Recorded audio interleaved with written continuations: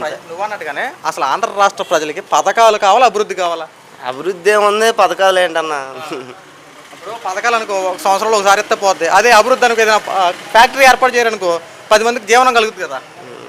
అదేలా అన్న, నువ్వు చెప్పింది కరెక్టే. కానీ నేను చంద్రబాబు గారిని, లోకేష్ గారిని, వాళ్ళ పేర్లు ఎత్తారు కదా. మహేష్ బాబు అదే ఏంటి పవర్ స్టార్ గారిని ఇష్టపరచట్లా. కానీ అన్న మాట నెరవేర్చుకోవాలిగా అంటున్నా.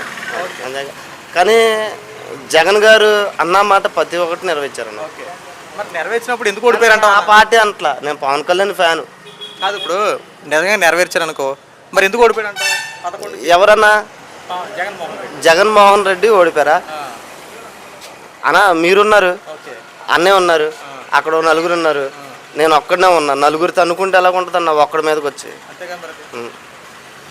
నేనే ఓడిపోతా. ఇప్పుడు ఒక్క మనిషి మీదకి నలుగురు వస్తే, ముగ్గురు వచ్చినా ఒక్కడే ఓడిపోతాడు. Thank you.